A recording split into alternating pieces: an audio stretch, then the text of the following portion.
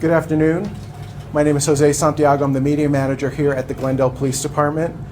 We want to first start off by telling you all thank you for your coverage on this announcement today. It is a major announcement for us here at the Glendale Police Department. I want to start off by saying that there's a lot of mixed emotions with this particular announcement that we're having. We are happy, and at the same time, we're hopeful that we will be able to supply this family a little bit more closure. With that, I would like to tell you that Alicia Navarro has been located. She is, by all accounts, safe. She is, by all accounts, healthy, and she is, by all accounts, happy. She was located in a very small town in Montana near the Canadian border. We can tell you that she went to a local police department in that area. She identified herself as Alicia Navarro, and at that point, our officers went into investigation mode. We conducted several types of interviews, and not only through those interviews, but through the help of Alicia's family themselves, we are confident that the person that we are talking with and are dealing with is indeed Alicia Navarro. I can't even begin to express to you all the pride that I personally have in the men and women here at our police department. Since her discovery, our men and women here have been working tirelessly around the clock to not only bring closure to this family, but to make sure that Alicia gets everything that she possibly needs. I'm also going to bring up Lieutenant Scott Waite. It's his team that has been leading this investigation. He will have a few words. Thank you, Jose. Again, Lieutenant Scott Waite, Glendale Police Department. I don't think you could put enough words in the joy that we feel knowing earlier this week when we received a call that Alicia Navarro had identified herself to police officers in Montana. Not only the relief and joy for us, for Alicia, for her family, and for our community. There hasn't been, I think, anybody that hasn't known this investigation that hasn't put themselves in the same spot as Alicia, her family, and the emotions that they must be going through, not only back in 2019 when this occurred, but in the last few days. With that, we want you to know that we are continuing to investigate. We immediately responded to the area, and with the help of the United States Marshal Service, as well as the FBI, we've been able to continue this investigation, to make contact with Alicia, to reunite her with her family, and only begin to put together the puzzle, which is her disappearance and her returning. I would ask patience, not only for us as law enforcement in this investigation, but patience for Alicia and for her family. We can only imagine what she's going through mentally, emotionally, as well as her family. And as much as we'd like to say this is the end, we know this is probably only the beginning of where this investigation will go, and that we will continue to work with our state, local, federal partners, and even across state lines to make sure that Alicia has everything that she needs, that she's taken care of, that her family is getting the help that they need, and that most importantly, that this investigation is completed thoroughly and done correctly. Thank you. Just to quickly echo what Lieutenant Waite just said, this case is far from over. We do have the resolution that we have located Alicia, but there's still a lot of questions that will still need to be answered. There's still a lot of investigating that not only our employees have to do, but as well as these other partnering agencies. So once again, we are asking that you all have patience with us. We will supply information as it becomes available. And we also have a message from Alicia herself, who is asking for privacy. This has been a traumatic situation for her, as you can imagine, but she is looking to be able to move on in her life. She's looking to build a life for herself, and she's asking for some privacy and patience as well. With that, we will open the floor to questions. Was she with anyone? Right now, we don't know if she's been with anyone for the length of time that she's been missing. We're still investigating that actively. We can tell you that when she showed up to the police department, she was by herself. She's been by herself each time, and she's been cooperative. As you put these puzzle pieces together, are you thinking that this was a runaway situation, a possible kidnapping, or are all options kind of on the table? We certainly don't want to eliminate any options. From the statements that she made, this started as a runaway situation. She reiterated as much. But there are, of course, more dynamics at play as you start to put together the puzzle. I would say that all options are on the table, and we will not discount anything until we've done a full and complete investigation. And also, I want to point out that we have Phil Bates with the FBI here that is also willing to answer any questions that you might have. How old is she currently?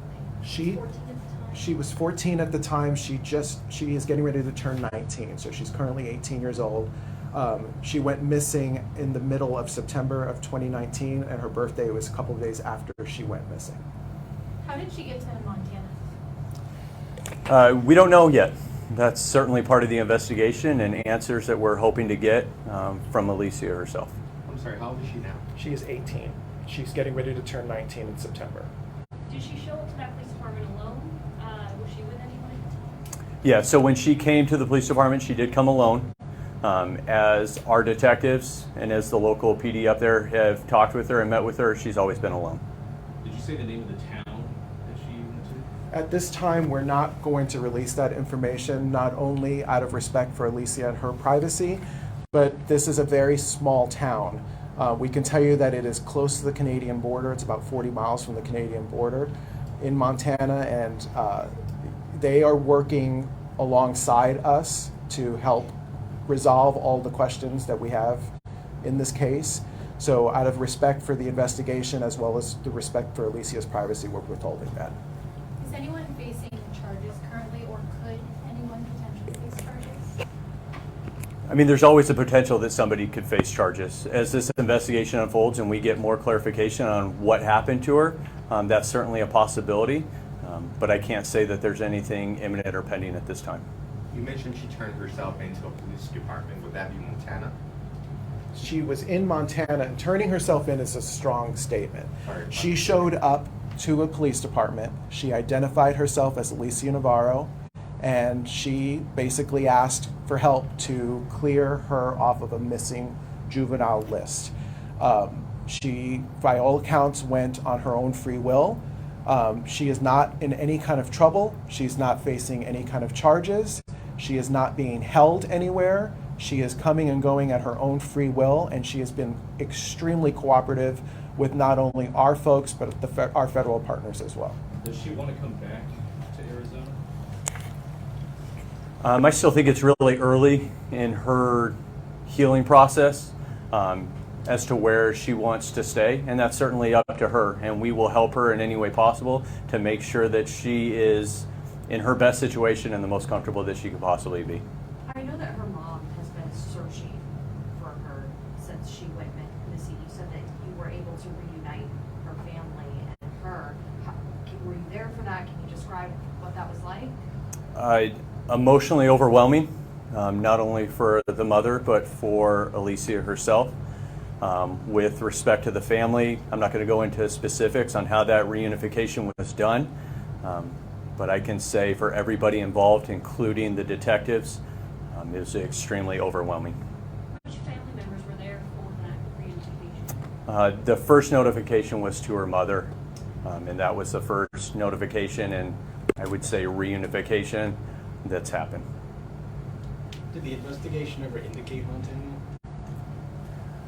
So throughout the last few years, there's been a lot of tips, leads, citizen upon citizen who's wanted to help with this investigation. And I can tell you that each tip and lead were looked into. As to specifics where there were any in Montana, I would have to look back and see. But I know that there are some that spanned across all parts of this country. I know it's early, but like, was she staying with a friend in Montana? Where was We she? just don't know the answer to that question right now. Right now, those are some of the questions that we have. She's overwhelmed. She's overwhelmed. She realizes that there's been a lot of attention on this case. She is very knowledgeable as far as that's concerned.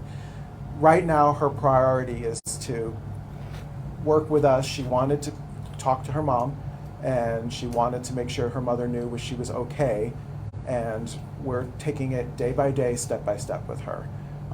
You know, it's important to tag along to what Lieutenant Waite just said. With this case, there were literally thousands of tips that would come in on this case. This has been going on for nearly 4 years now, and every one of those tips, every one of those possibilities were looked into, investigated, and we're just happy to say that she did indeed come forward, and we feel very strongly that this is Alicia. I know she had left a note before she left. Do we know that, or can we confirm that she did indeed leave her house voluntarily? From every indication that she's given us, and again, it's very early in the investigation, and I need to stress again patience and that it is early, but every indication she's given us so far is that she willfully left her home, her own free will and choice. Now, the dynamics surrounding that decision are obviously something that we're looking into. I know we have an FBI representative here. I don't know if he wants to share his role in all of this. And this is Phil Bates. As with every missing juvenile case, the FBI assists our state and local partners with intelligence gathering and with other resources as necessary. And this is no different in this case. We provided support to the Glendale Police Department and will continue to support both here in Arizona and in Montana. What are the next steps in a case like this? Obviously, she's safe and happy and healthy. At this point, no indication that anybody is being charged with any sort of crime. But what are the next steps? What does your investigation look like from here? Complex. It's multifaceted. There's two parts to it. In any investigation like this, there's a criminal element. Of course there is. We want to search and find the answers. If there was any criminal intent behind it, certainly not from her, but from others involved. And then there's also the assistance side of it. To us, she is a victim, and we need to provide services to her, whether that be mental or just health-wise, or just helping her get her life back in order. So there's certainly a lot of different things that we want to make sure, not only for Alicia, but her family, that we cover all the steps that we can.